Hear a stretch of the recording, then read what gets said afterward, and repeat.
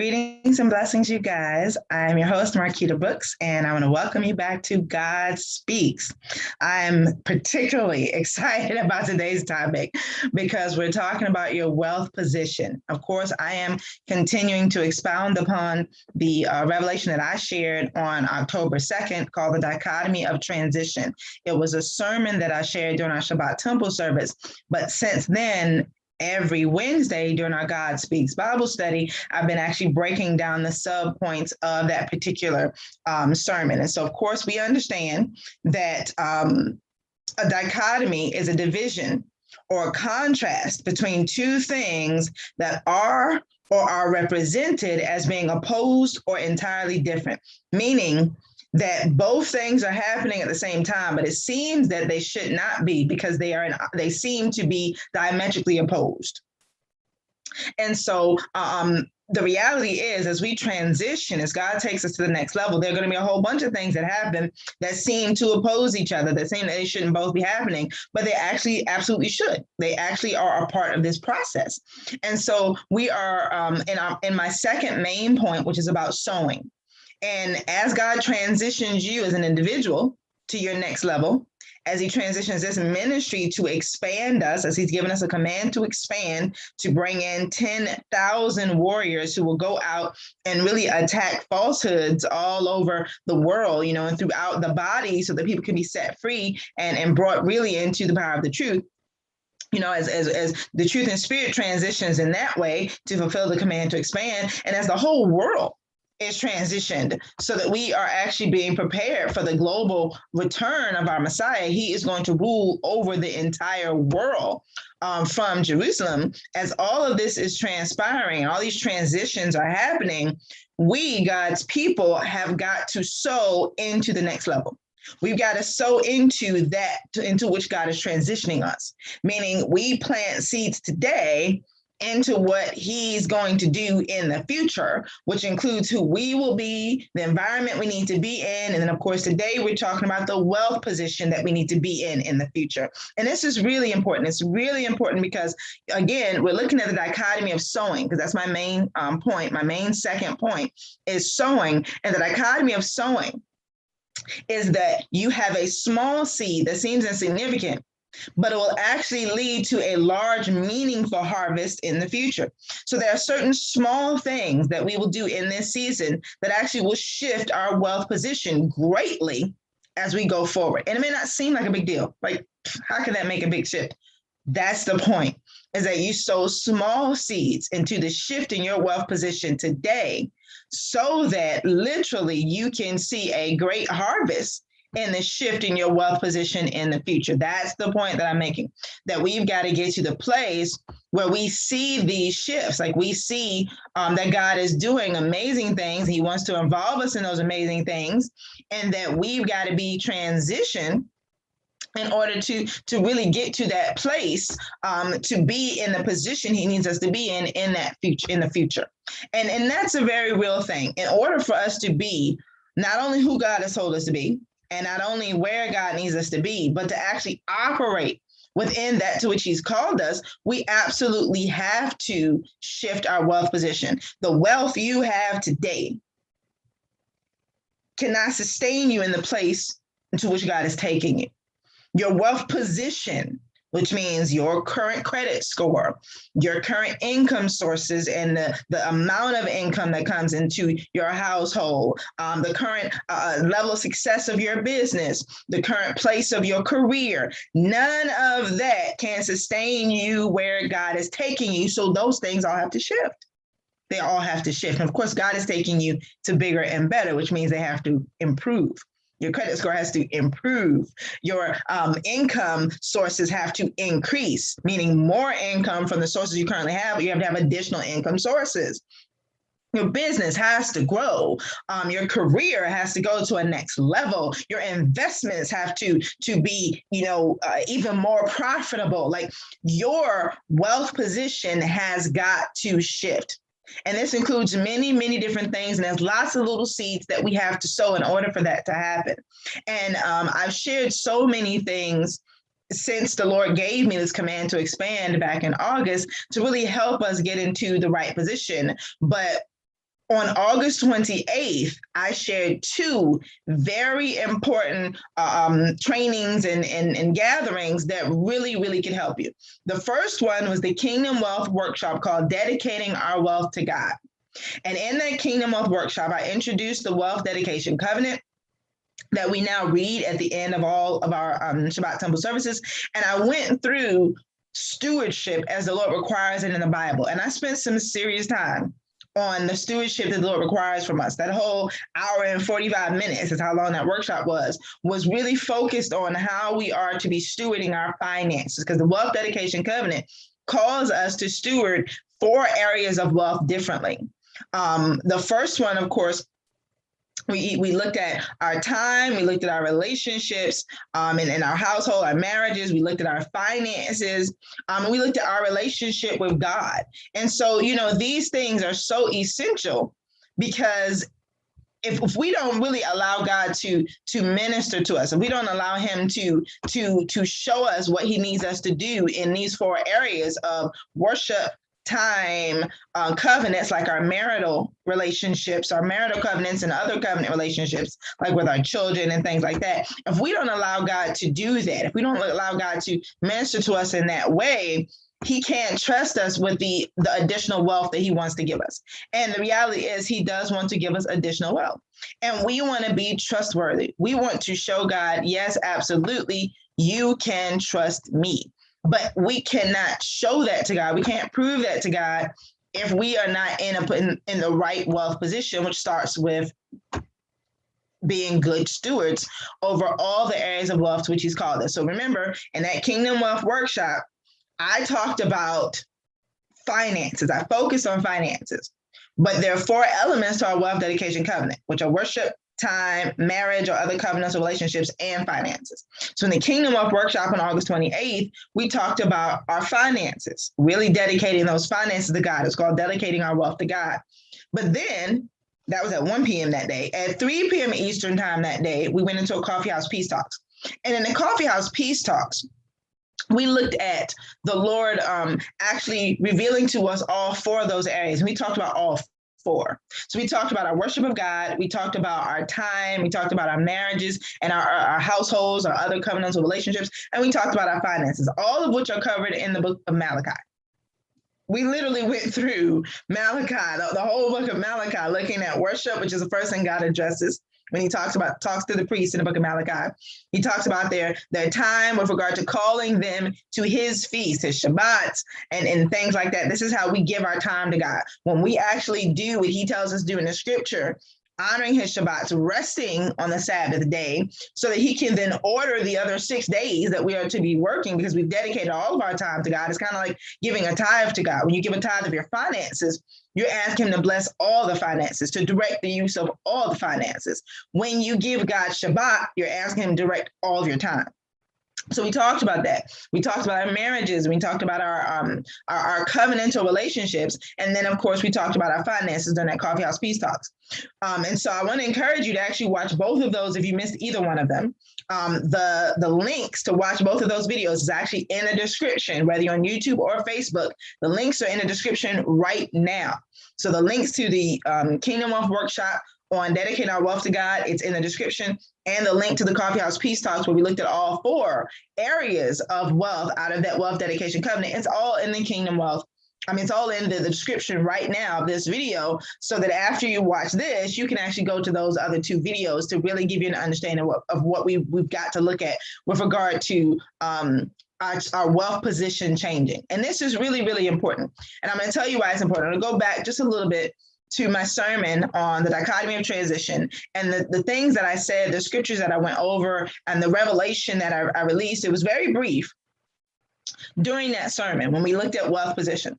And what I shared with you guys is that in Exodus chapter 11, verse 2, the Lord tells Moses to tell the children of Israel in Egypt to go to the Egyptians and to ask them to give them articles of gold and silver and fine clothing. He tells Moses to tell the Israelites to do that. So you see in Exodus chapter 12, verses 35 through 36, the confirmation that they in fact did it. that they had gone to their Egyptian neighbors before that last and final plague, which is the death of the firstborn. They go into their Egyptian neighbors and they said, hey, the Lord told us, the same God who's destroying your nation, he told us to ask you for silver, gold, articles of clothing, fine linen, all types of things, jewelry, everything. And the Egyptians were happy to give it to them. Everything of value, they're like, here, take it, take it, take it. Just take these plagues away from us because you're destroying our nation. And so when they left out in Exodus chapter 12, when they leave out from Egypt, they leave with the goods of Egypt. The Bible says that they plundered Egypt. Now, of course, we know they waste that on a golden calf, not all of it, but they waste a whole bunch of gold on a golden calf. And they put on all this jewelry. So they're in the desert with all this jewelry on, because they've been slaves. They didn't have any fine clothing. So they got fine clothing on and they're burning up in the desert. They got bangles and earrings and stuff on, and that metal is heating up in the desert sun. But they're wearing it because they never had anything. They've been slaves, and now they got all this finery. And then finally they take the earrings and the bracelets off and they make the golden calf, which of course gets destroyed because they did not know why God had them plunder the Egyptians.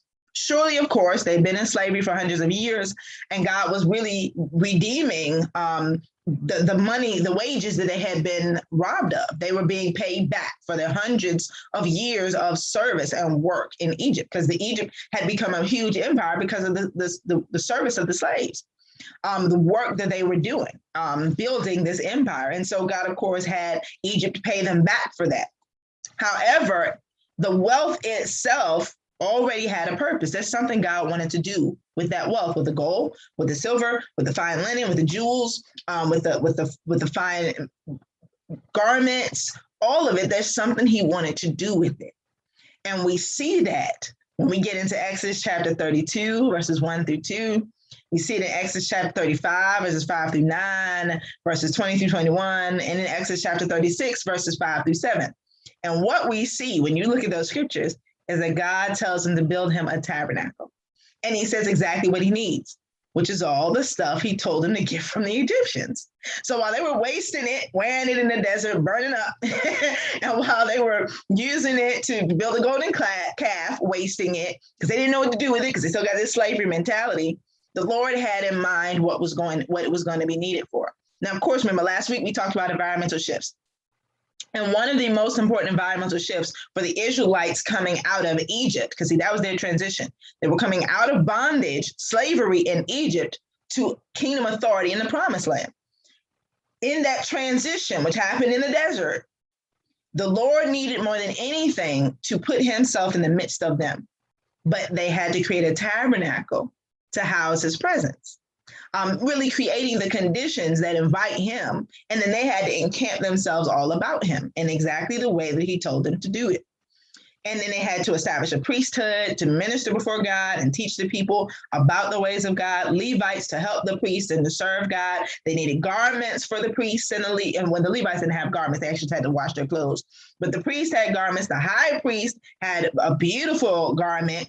And he had, of course, the breastplate with the 12 jewels that represented the 12 tribes of Israel and the 2 onyx stones on his shoulders, the gold plate across his head saying, Holy unto Yahweh, which is the name of God. So all of it was used. The tabernacle has these embroidered curtains of cherubim worked into them. You get the gold for the menorah and for the altar of incense and the table of showbread. You got the bronze for the burnt offering, the altar of burnt offering. You got silver, which was used to clamp things in place. And you've got the linen, the fine linen that was used for the courtyard. And you've got the fine linen that was used in the priest's garments. And you've got the other colors of linen. And you got leather that was used to cover the tabernacle. And all of these things, all the items that they asked the Egyptians for, they didn't need them. They needed those items to build this tabernacle. So literally, God gave them back in Egypt what he knew they would need in the transition, so that they could come into the environmental shift to welcome him into the midst of them and to sustain his presence. Because we can invite God, but then as soon as we do things that offend his spirit and are completely outside of his will, we offend the Holy Spirit. The Holy Spirit leaves. And that would happen to them too. God even said to Moses, he was like, if I stay with you guys, I'll have to destroy you. And Moses was like, please don't leave us, but he had to keep judging them in the desert. And he's like, I'm just going to leave you guys, because if I stay, I'm going to have to keep judging you. But Moses begs him to stay, and they really seek God to create an environment that welcomes his presence and would sustain his presence, keeping the fire burning on the altar burnt offering and all of that, so that his presence would remain among them and they could keep offering him the sacrifices that address their sin so that they don't offend his Holy Spirit.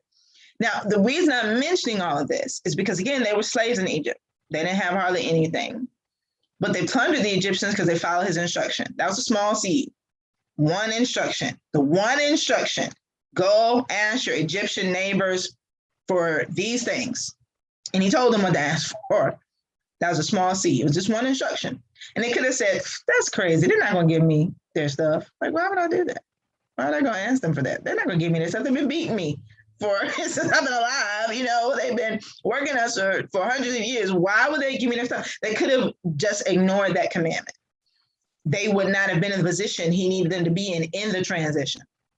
And the wealth position they were in the transition, to be able to build the tabernacle, to create the priesthood, to create the garments necessary, all the things God required, all the articles for the tabernacle, everything, all of that, even their own tents and banners, which you see in Numbers chapter 2, they got these beautiful banners that represent all of the different tribes and clans within the tribes, and then the families, household groups within those clans. Like, everybody has their own banner in their camp in these beautiful ways. Like, all of that came from the things that they plundered from the Egyptians. None of that would have been possible, and they wouldn't have been set up for the battles that we see that they actually do in the book of Joshua, and taking over the land to actually come into the land had the transition not happen in the desert with the presence of God amidst them as it should have been. And let me tell you, when God gives you commandments, like what he said for the tabernacle had to be exactly as he said it, or his presence would not have come among them. The priest's garments had to be exactly as he said it. Their tents and the way they were encamped and their banners that he commanded them in Numbers chapter 2 to have their family banners and clan banners and tribe banners and all of that, though exactly as he commanded, it had to be created in order for his presence to be welcomed among them. And this is key, because what that means is, had their wealth position not shifted from that one seed of asking the Egyptians for those goods that he told them to ask for, had that one thing not occurred, they would not have been in a position to welcome his presence, and they wouldn't have been able to go then into the promised land. And again, remember, we're talking about this dichotomy of transition. Man, that one instruction, was that important? Yes. Obedience to that one instruction was that important. And I'm going to tell you right now, like I said, they got that one instruction initially. That was the seed. After that, then they had to cultivate it. They had to follow the additional instructions, build the tabernacle, set apart the priest, make the priest garments, make the holy articles for the tabernacle. You make your tents and your banners. Like, there was more instructions after that. But if they missed the first instruction, there wouldn't have been any additional instructions. Nothing else would have come from God if they had missed that first instruction. And the reason I am mentioning this to you is because that's the whole dichotomy of this transition, that there are sometimes instructions that are just a seed, and you may go, how could this make a big difference? Don't disobey. Obey what he's telling you about wealth. Obey him. Listen to what he's saying. Do what he's saying. And then you will start to see why it was so important that you do it.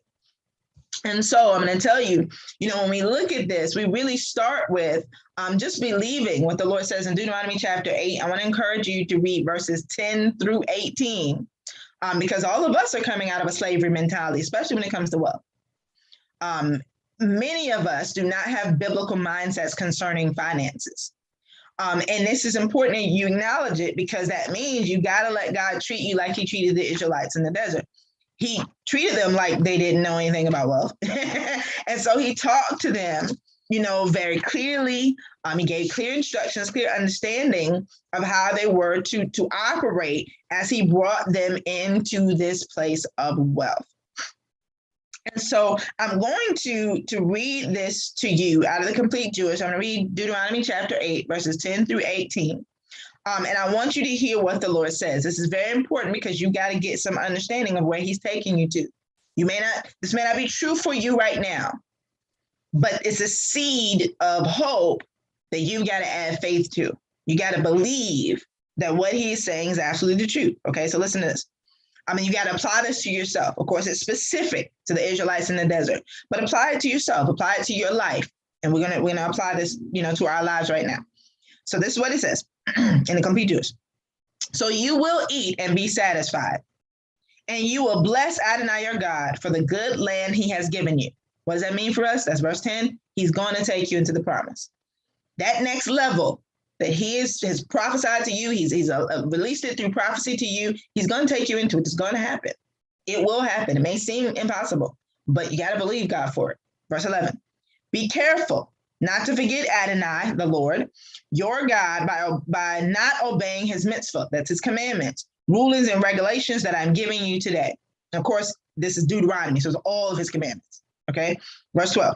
Otherwise, after you have eaten and are satisfied, built fine houses and lived in them, and increased your herds, flocks, silver, gold, and everything else you own, you will become proud-hearted, forgetting Adonai your God, who brought you out of the land of Egypt, where you lived as slaves, who led you through the vast and fearsome desert with its poisonous snakes, scorpions, and waterless, thirsty ground, who brought water out of flint rock for you, who fed you in the desert with man, or manna, as it's often said in English. In Hebrew, it's just man, unknown to your ancestors, all the while humbling and testing you in order to do you good in the end.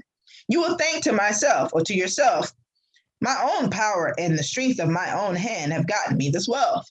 Look at verse 18. This is the final verse I'm going to read to you. No, you are to remember Adonai your God, because it is he who is giving you the power to get wealth, in order to confirm his covenant, which he swore to your ancestors, as is happening even today. So now let's look at these additional verses, because I already explained to you verse 10. The promise is going to happen. Let's look at verses 11 through 18. Prepare your heart now to be obedient when you get into the promise by being obedient now. It says, be careful not to forget Adonai your God by not obeying his mitzvah.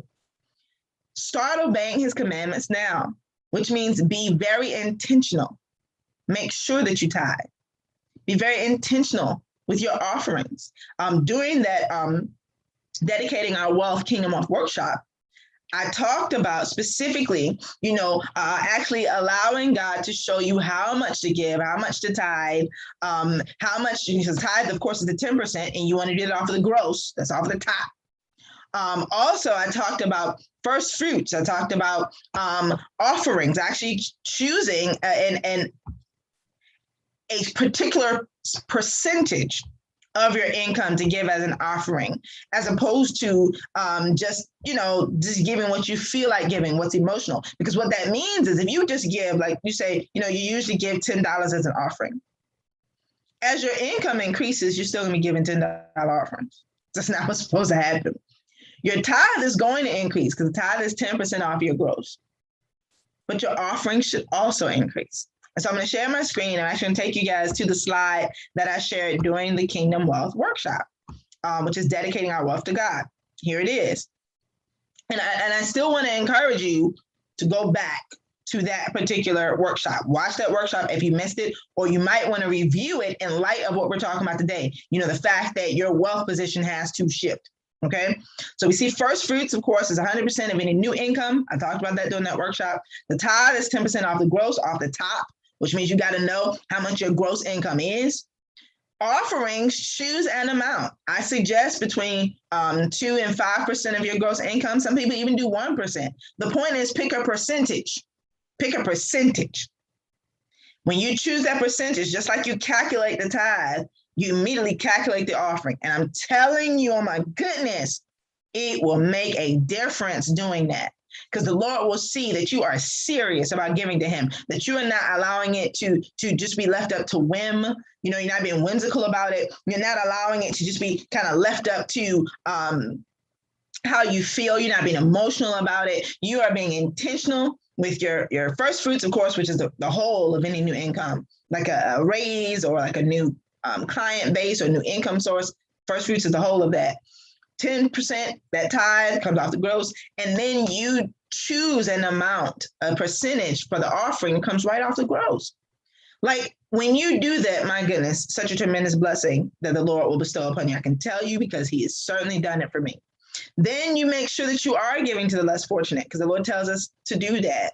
You're saving for those biblical feast days where he requires Shalomim offerings. Unleavened bread is one of them, which immediately follows Passover. So we often say it's Passover, but it's unleavened bread.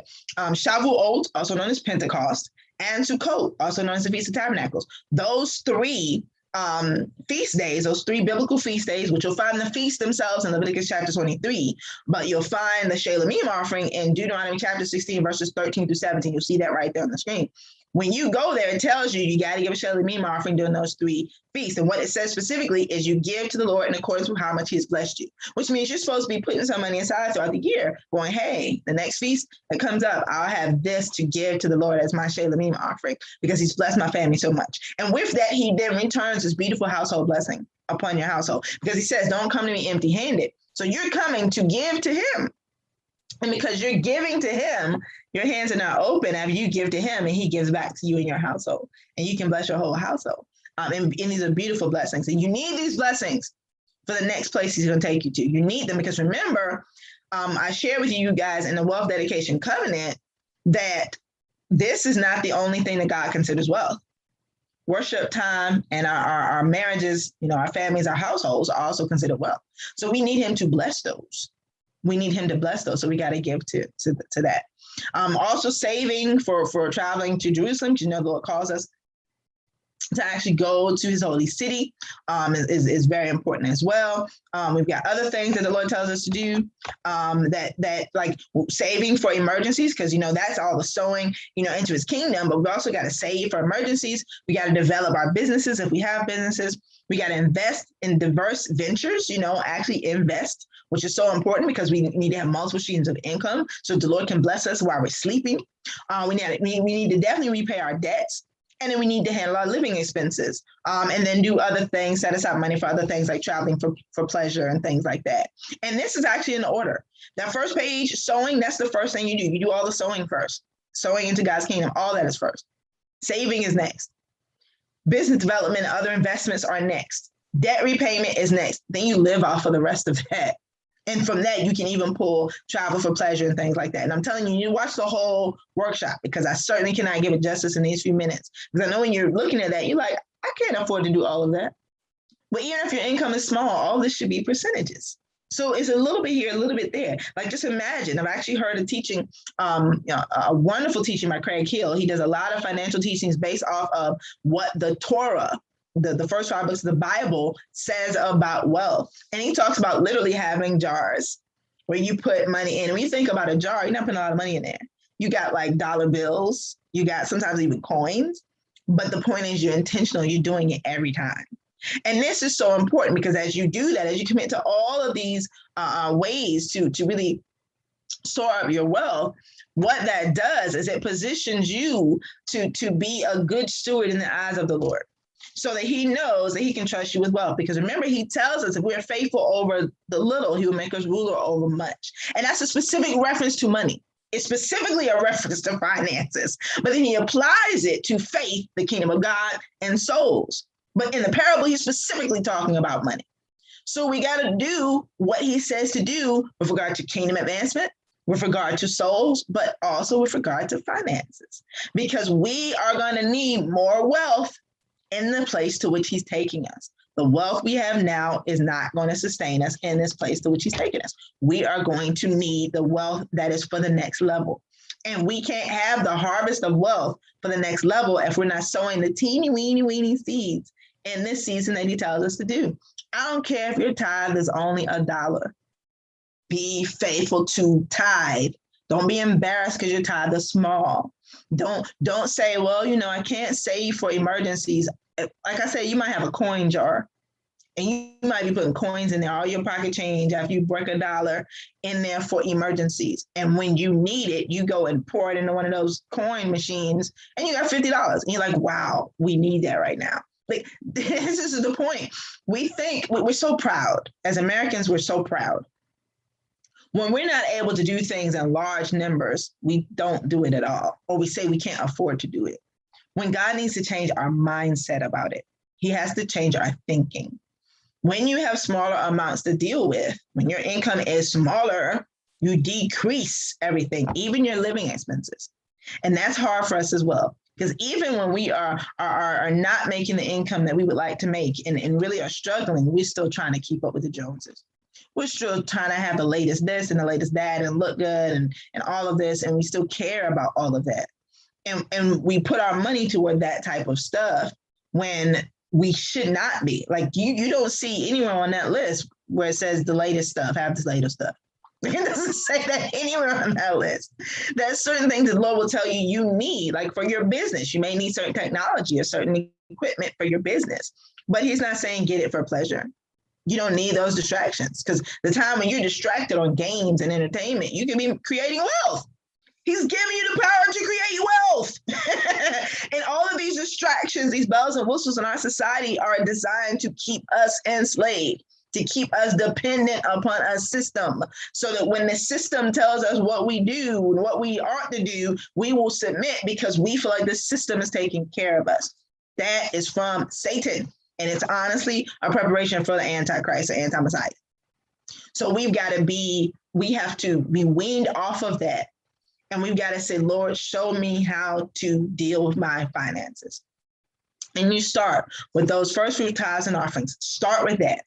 Start with first fruits, tithes, and offerings. Be very intentional with that. And if you already have an income source, you won't have a first fruit until you get an increase or a new income source. So you start with the tithe and the offering. Tithe is 10% off the gross. Set the amount for your offering, even if it's 1%, which means if your tithe is $100, you take a zero off what every tithe is. If your offering is going to be 1%, and it's that same amount less minus a zero. So if your tithe is $100, your offering will be $10. And that's easy. If your tithe is $200, your offering is $20. If your tithe is $20, your offering is $2. Like, that's very easy to calculate. And you can start right there. And I'm telling you, he will bless you for your faithfulness. He will bless you for your faithfulness. I certainly suggest between 2 and 5%. But I'm telling you, if you choose 1% offering, he will still bless you, because the point is you're being intentional. And he knows that because you've chosen a percentage for your offering rather than a dollar amount, that as he blesses you with more, you'll give more. And that's what he's trying to train our hearts to do. He's trying to train us to understand growth, to deal with seed time and harvest, to understand that even in small things, there's so much possibility. Even in small amounts, there's so much possibility. Most people, won't invest as they got hundreds of thousands of dollars to invest. Nowadays, you can invest with pennies. And we've got technology, we've got programs, all types of stuff that allow us to do that. But you let the Lord lead you. Definitely let the Lord lead you. Don't lean your own understanding. You want to be very prayerful and very careful. And you invest what you can risk. And this is why you have to tighten the belt on your lifestyle, so that you can do all those other things, and not be, drawn into all of the allures of the world. People who are truly wealthy, like, they're wealthy people probably in your community right now, and you don't even know it, because wealthy people don't live in flashy ways. Wealthy people do not waste our money. And I'm considering myself in that, right? Because I'm speaking God's will over my life. We don't waste our money on stuff. Like, I don't even buy clothes. Like, people give me clothes. People give me furniture. Like, give me shoes. I don't buy stuff like that. I just don't. My money goes to other things. And you'll see that with lots of wealthy people. I'm talking upper echelon wealthy. I'm talking really wealthy. They're not wasting money on stuff. There may be something they really, really like, and they'll get it. But for the most part, they're not doing that. The people you see doing that are people who just got money. They just got money. They haven't had money their whole lives. Then they go out and they buy everything, and a few years later, they don't have any money left. They should not be your models. Don't watch those people, because they're headed to poverty. They still have a poverty mentality. And their poverty mentality now has a whole bunch of wealth to waste. Because poverty wastes wealth. That's the children of Israel coming out of slavery into freedom in the desert, and then using all that gold to build the golden calf. That was a waste of wealth. We do stuff like that all the time. Oh man, I haven't had any money, so now I have some money to go buy all this stuff up that I always wanted. It's a waste. Go back to the dedicating our wealth, Kingdom Wealth Workshop, and start doing everything on that list. No matter how much money you have, start doing all of it. Start doing all of it. And I'm talking little amounts. It doesn't have to be big amounts. The Lord wants to see that you're faithful. And you start separating cash, or you put them in separate accounts, or you keep a ledger so you know what money is for what.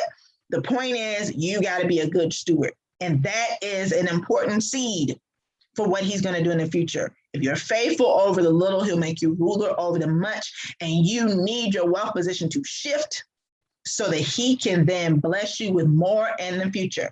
Now, remember, all of this includes prayer and worship. You're praying and asking for God's guidance, because you're not assuming, back in Deuteronomy chapter 8, you're not assuming you build wealth yourself without him. No. I know it's you providing for me. You've always taken care of me. You've never forsaken me. I trust you. Lord, guide me, please. He's guiding you. Then you also know that he's going to stretch you.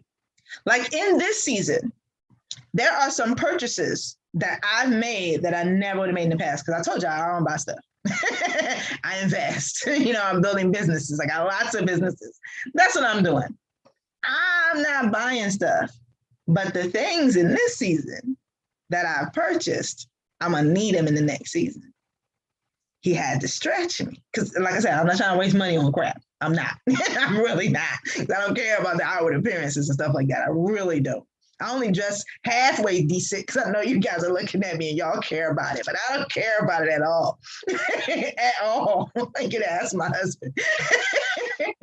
But in this season, there's some things that the Lord has said, you're going to need that for the next level. You're going to need that. You're going to need that. Buy that now. Buy it now because you're going to need it. Oh, okay, Lord. Okay. and that's a part of the stretching. That comes after the seed of having been faithful. So like the children of Israel, they were faithful to ask the Egyptians for stuff, right? They got all the stuff and they carried it in the desert. Then, of course, they were unfaithful, built that golden calf. Those who survived repented. Then when the Lord says, take up an offering for the tabernacle, they rush to give the offering. They rushed. Here, take this. Moses had to tell them, stop, don't bring any more offerings to the tabernacle, because they had learned that's what this wealth is for. Man, it's for God's purposes. And I'm going to tell you, one of the most important things that you can learn in this season is that the Lord wants to teach you how to steward 100% of your income. He's not just interested in the tithe. Yes, he wants you to give first fruits. Yes, he wants you to give tithe. Yes, he wants you to give that offering and all the other things that he's is on that the slides I just showed you for sowing, and it's in the Dedicating Our Wealth Kingdom of workshop. But he wants to tell you how to use all the rest of the money too. Where should it go? How should you apply it? How should you steward it? What is this for? Like every penny, just like every minute, has a purpose. And the Lord wants us to be investors of every penny. He wants us to be investors of every minute. He wants us to use those limited resources of financial wealth and time. He wants us to use them very wisely. But then he also wants us to see our relationships as a resource. So I'm going to tell you, y'all know I wrote a book called 5 Biblical Keys to Unlocking Wealth. And you can get it at 5keysbook.com. In that book, there's 5 keys that unlock wealth. One of them is relationships. Because the reality is, what you need for your next level may be in somebody else's hands. God may have given it to somebody else. So you got to be in a relationship with them so that it can be transferred to you. This is what happened to the children of Israel. The wealth that God wanted to send to the children of Israel was in the Egyptians' hands. So he said, now go ask your neighbors. They got your wealth, go get it. And they didn't steal it. They didn't go outside of God's commandments to get the wealth. They followed his instructions and they asked for it. Sometimes you have to humble yourself, you have to ask for some stuff. In this season, God will show you the level of humility he needs you to have. In some positions, you're going to have to ask for information that you need. You're not going to be necessarily asking people to give you finances, though sometimes you may. He may have you actually ask people to bless you, to sow into what you're doing. He may actually absolutely have you doing that. But he may also have you asking people to teach you about wealth. That's something he has commanded me to do in this season. This is why the Truth in the Spirit is actually going into training tracks next year in our Priesthood Academy International. And one of the training tracks is actually based off of all of the stuff that I share, all the revelation and all the business wisdom and the biblical financial wisdom that the Lord has given me that I share through one of my businesses, which is called Kingdom of LLC. You can go there at kingdomofllc.com. It's all one big word, kingdomofllc.com. But everything that I share with my coaching clients, I'm actually going to be sharing it in that Priesthood Academy training track called Kingdom of, through the Truth and the Spirit. So that people who are partners with Truth and the Spirit will actually learn these biblical truths about wealth, will actually be working on building their businesses, and their income sources, their investment portfolios, all of it, writing their books, all the stuff God has told them to do that will actually also create wealth. And this is essential because sometimes the way God is humbling you is that he's showing you got to ask somebody for information that you don't have. You need to know some things. And the problem with that is that you don't know what you need to know. And sometimes that's the seed. That's the seed that's going to shift your wealth position is new information. Information about finances, information about wealth, information about building your business, information about investing. Sometimes that's the seed that's going to create a huge harvest because information is power. Y'all know that. And when you apply it wisely, it converts into wealth. That's real. And speaking of conversion, as we come out of Deuteronomy chapter 8, and I was reading to you guys verses 10 through 18 at the very beginning, the Lord says in verse 18, it is the Lord thy God who's giving you the power to create wealth or to get wealth, or to make wealth or to produce wealth. It says in different ways in different translations. But this is something I actually teach on.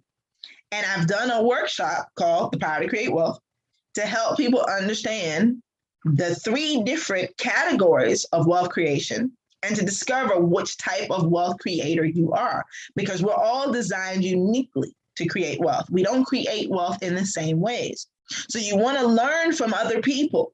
You want to learn from the Bible, but you got to apply it to your own personal way of creating wealth. Because if you take what somebody else does and you try to duplicate it, do exactly the way that they've done it, if you are a different type of wealth creator, it's not going to work for you the way it worked for them because you're not designed the same way they're designed.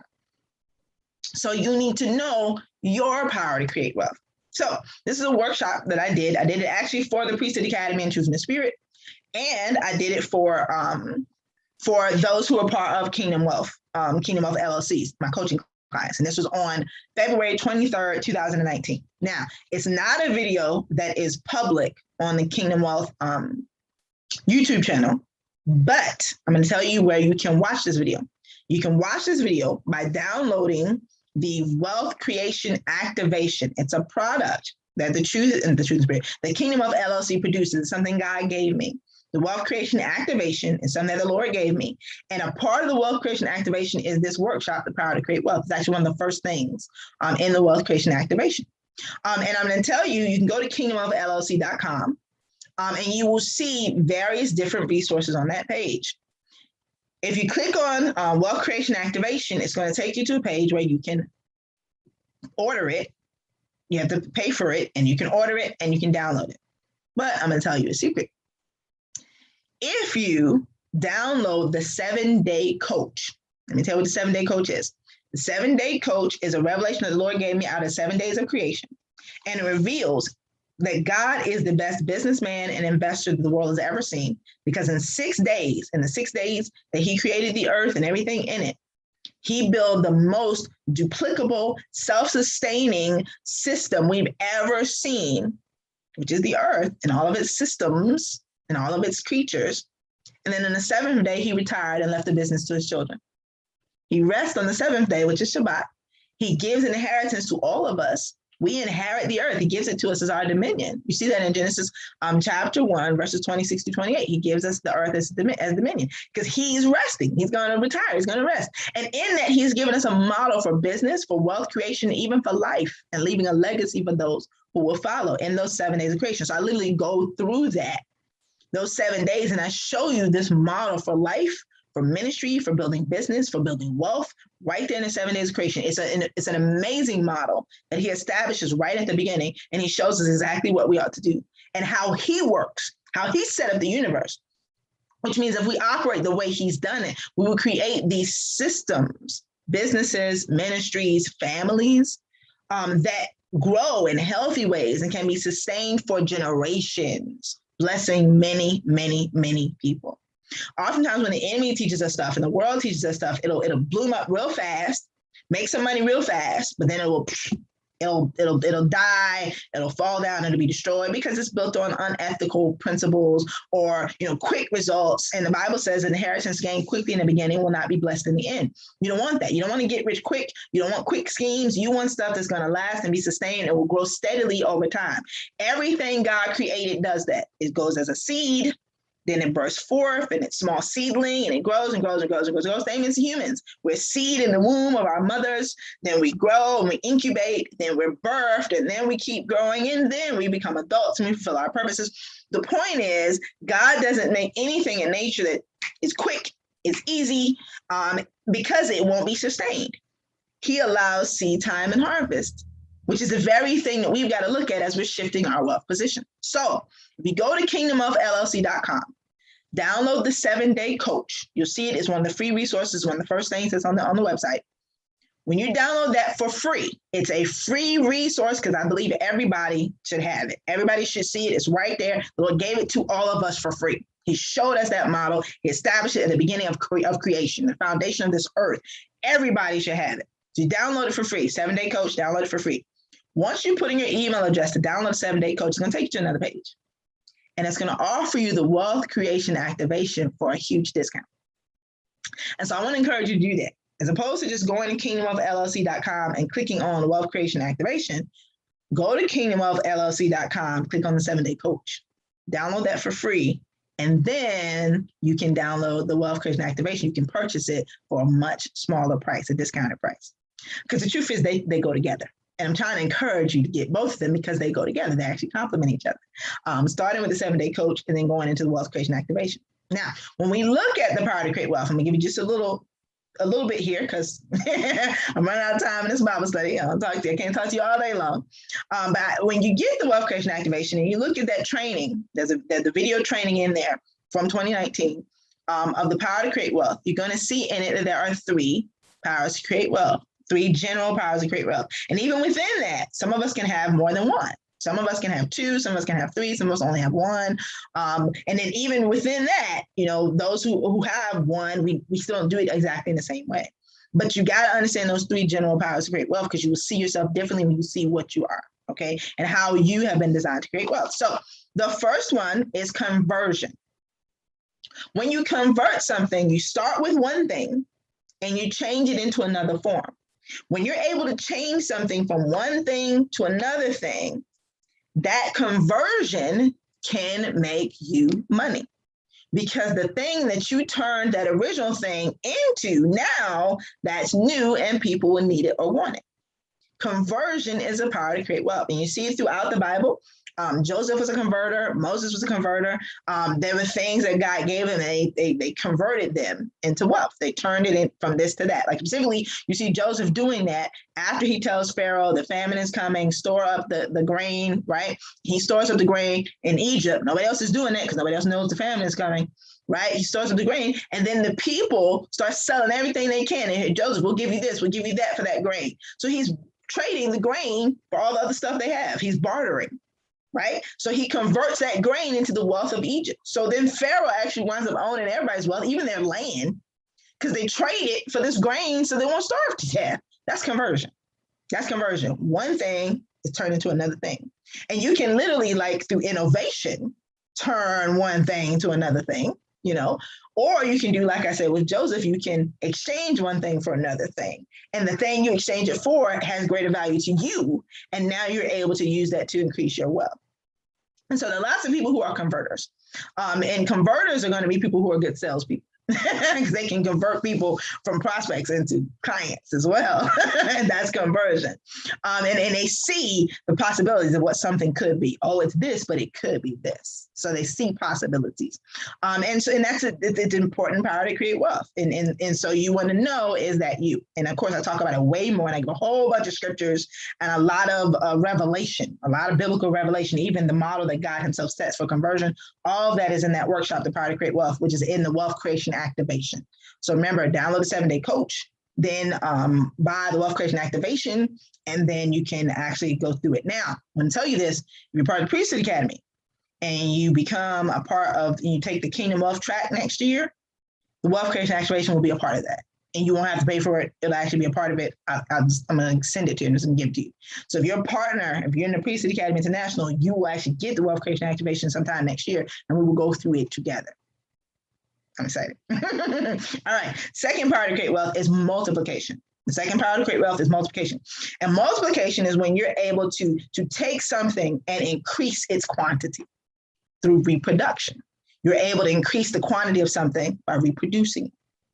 And this is awesome because we see Jacob was a multiplier. Remember, he put those sheep together so they would mate, and then they the ones that were speckled and the spotted ones and the dark ones, they were the healthy ones, and they mated, and he increased his flocks. He was a multiplier. That was the power to create wealth that God gave him. Everything he touched multiplied. And this is why his father-in-law, Laban, did not want him to leave. He was like, I'm being blessed because of you, because Jacob was a multiplier. And everything that he was steward over multiplied. It reproduced. It grew. And this is a big deal because that's where the blessings came upon that whole family. Of course, now Laban's trying to cheat him out of it. But it was Jacob's power to create wealth. And once he tapped into it, it was unstoppable. Stuff just was growing all around him. Like he's got all these wives and all these children. He only wanted one wife. He didn't want 2 wives, 2 concubines, 12 sons, 1 daughter. That wasn't his plan. But he was a multiplier. And that's what winds up coming to him. He's get all these women, all these children, all these flocks, all these herds, because that was his power to create wealth, was multiplication. And so boom, boom, boom, boom, boom, we see multiplication happening all around Jacob. He was a multiplier. And so you want to know if that's the gift that God is giving you, which means all you need is seed. All you need is seed. If you are a multiplier, all you need is seed. Because when you get some seed, it's going to blow up. Multipliers make great investors because they see what can increase in quantity. Oh, that's going to get bigger. That's going to grow. They invest in businesses. They invest in, stocks and things like that, bonds, but they see what's going to grow. They see, oh, that's going to grow. That's going to get bigger. And they invest in the seed, or they purchase the seed, and then they cultivate it so that it grows. And so you want to know if that's you, so that you can actually cultivate that gift and learn more about it, and you can use it. The third power to create wealth is integration. And integration is when you take one thing and you're able to combine it with another thing to produce something completely new. And that power to create wealth, it actually allows you to take things and bring things together. It also allows you to take people and bring people together. People who have been separated, people who have been divided, people who have not been, working well together. And this is so interesting because the innovation of an integrator is to create newness out of pulling together things that people would have thought never go together. Those things never go together. So an integrator is a collaborator. They're going to work together with other people. An integrator is a unifier. And an integrator, innovates by even taking business concepts that do not seem to come together and connecting those concepts so that they create like a whole new industry or a whole new, way of doing things that other people never even envisioned, because the integrator sees that these came together, they would bring this out of each other and they would produce this. And that's so beautiful because we see, Esther and Ruth being integrators, these women who bring these cultural groups that would never have interacted with each other, bringing them together for the wealth and prosperity of the people of God. And this is, reuniting people, reuniting things. We see them both doing that. And it's so interesting. It's so beautiful to watch this process of integration, because there are times when people, put things in boxes and they go, oh, this can never mix with this, or these people can never mix with these people. This industry can never connect with this industry. This thought process is completely opposed to that process. But then an integrator goes, no, they actually go together. Clearly, I'm an integrator. That's my part of great wealth. Because what we're talking about right now, we're talking about the dichotomy of transition. What am I sharing with you? That there are things that seem not to go together, but they do. And they'll produce a great harvest, because that's my part of great wealth. And I have stopped fighting it. I got integrated stuff all around. Like even now, I'm telling you about taking stuff from my business and sharing it with people in the ministry. That's integration. And there are people who say, you can't do that. Watch me. You know why? Because that's what I do. That's what God has designed me to do. And I certainly understand the lines with regard to, what's appropriate and what's legal, because, legalities is kind of my background. I worked in the legal field for a long time. And so, I'm very familiar with those type of things. But with regard to moral and ethical and legal, standards, once all those things are kept, integration becomes an amazing possibility. Once you understand the standards that have to be adhered to, you can then do all this great integration. And that's a beautiful thing. And like, I love to see things come together, ideas come together, people come together. And this is where I flourish and I thrive as things come together. Because I really believe you understand God better when things come together that seem not to match up, because it reveals to us more the complexities and the beauty of God. And so this is where I focus myself. I don't even try to do the other stuff because I know that's not me. I'm an integrator. That's what I do. And so I focus on doing that. And so I want to encourage you to really pray and seek God, because and as you are making this transition, your wealth position has to change. It has to change. But in this season, what you need to know, because remember, this subtopic about wealth position is under my main point in that sermon, Dichotomy of Transition, under my main point number 2, the second main point about sowing. When we're looking at your wealth position, I need you to understand, if you don't understand anything else I said today, I need you to understand that in this season, you are receiving seeds, little seeds that may seem insignificant, that are going to put you in a different and better position concerning your wealth, so that your wealth can grow the way it needs to grow, so that you can be in the wealth position, the financial position that the Lord needs you in as you come into your next level.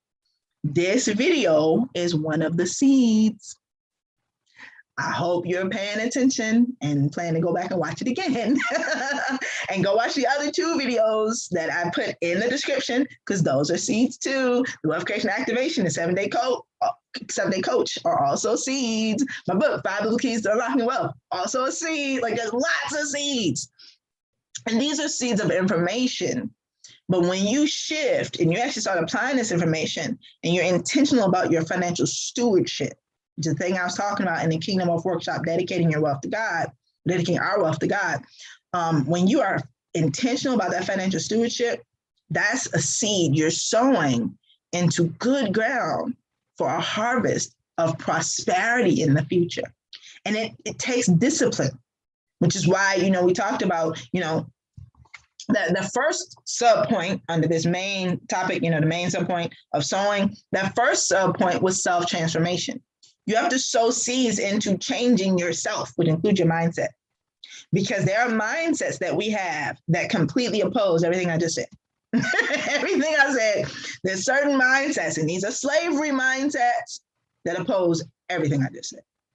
And you got to be free from those. I address those in my book, 5 Biblical Keys to Unlocking Wealth. So if you haven't ordered it yet, you may want to go to 5keysbook.com.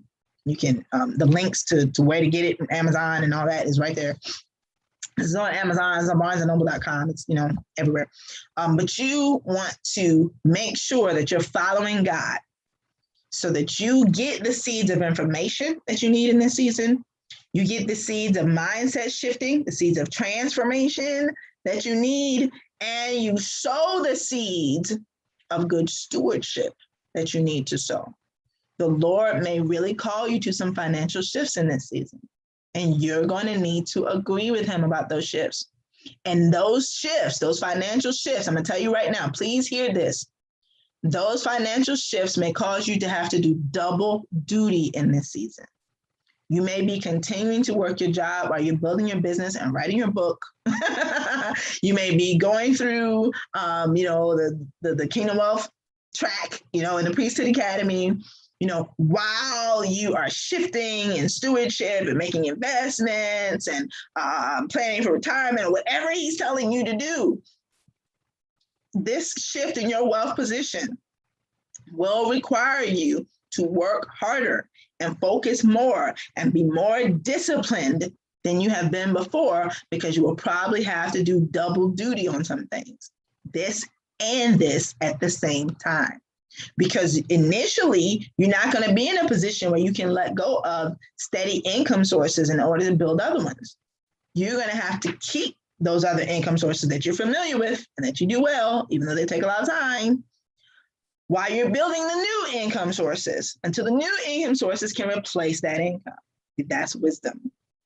And it's important in this season because people don't often tell people that. Americans, because y'all know we're so entitled, we think that we're supposed to be rich and they're supposed to come out of the sky. And that's not how it works, but somebody told us that, probably TV. We saw it on television. But this is how it really works. You have to do what you know and what works and what will sustain you and what will give you seed to sow into your next place. Your business, your investments, your additional income sources, your book, all of that. You need that. You got to keep that going while you're sowing into your next level and while you're learning new information for your next level. All that is happening at the same time. People are so quick to quit their jobs and things like that. Oh, God told me to quit my job. And sometimes he does. I'm telling you, sometimes he really does. Sometimes you're going to need that seed to sow, and you're going to have to sustain all of this in one season, which means it's going to be a season of serious focus. And then you get to the next level. When this income replaces this income, you can let this one go and let this one do what it's designed to do. Because God will teach you. He will teach you how to design systems that don't take so much out of you, like Mammon and Babylonian systems do. That stuff in the world is designed to suck all the life out of you and put you in an early grave without giving you much return for it.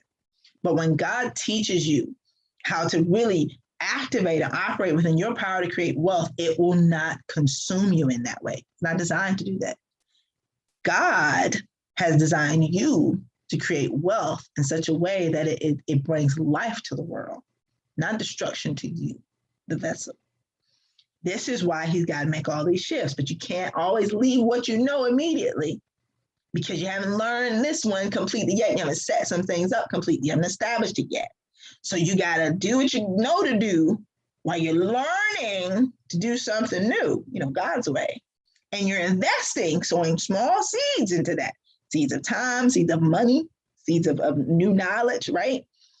You're sowing those seeds until such time that it grows. Now it has a life of its own, right? Then you can say, okay, now, Lord, deliver me from that Babylonian system, deliver me from Mammon and whatever I was doing to trade in time for money, deliver me from that so that now you can bless what my hands touch. And it can be a blessing, not just to me, but to people around me, and it can bless my family for generations to come. That's what it looks like when the Lord activates and sustains your power to create wealth. And that's the place he's taking you to that will match up with your next level anointing, your next level calling, your next level assignment. See, all of that will actually match up. Because I know you've been asking him, how can I do that stuff you told me on the next level when I'm working this job and I got to do this to make ends meet? And see, that's the whole point. It can't go with you to that next level. You also can't quit abruptly either. You got to sow seeds into your shift, the shift in your wealth position. This is what I'm talking to you about today, which is why I was so excited about this topic, because you got to understand all the stuff I just said, which is why you probably need to watch this again. And then go watch the other 2 videos that I suggested. And if you're not going to be in the Kingdom Wealth track next year, download the 7-Day Coach at kingdomofllc.com for free. Download it for free. and then pay, I think it's $37. It's a small amount for the wealth creation activation, and let God start changing your mindset. Let him just start changing you, change. And if you realize you need some deliverance concerning your mindset, that's when you order my book, 5 Biblical Keys to Unlocking Wealth, because there's 4 major deliverances in that book and how to go through those mindset deliverances concerning finance. And it's a lot more in there too, a lot more to just help you to see God as a financier, to see him as an investor, see him as a businessman, see him as your father who's left you an inheritance. See, that breaks that poverty mentality, it breaks that orphan spirit, because it shifts the way you see God, it shifts the way you see yourself, and it really empowers you to walk this thing out the way he has ordained for you to do it. And so I pray that this really, really blessed you. It was supposed to bless you. It was supposed to bless your socks off.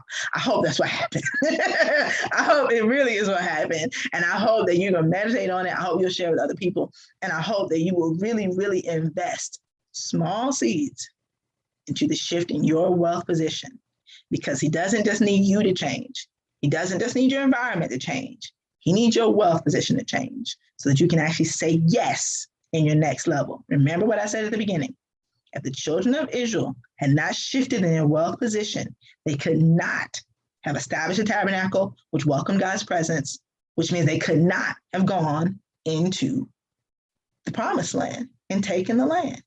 That shift in their wealth position was essential to them lining up in everything else God had called them to.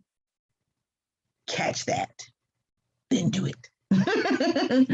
Again, I pray it blessed you, and I look forward to talking to you about it very soon. If you have additional questions, you can always email me at info@truthandspirit.org. Again, that's info, INFO, @truthandspirit.org. Be blessed, and I'll see you soon.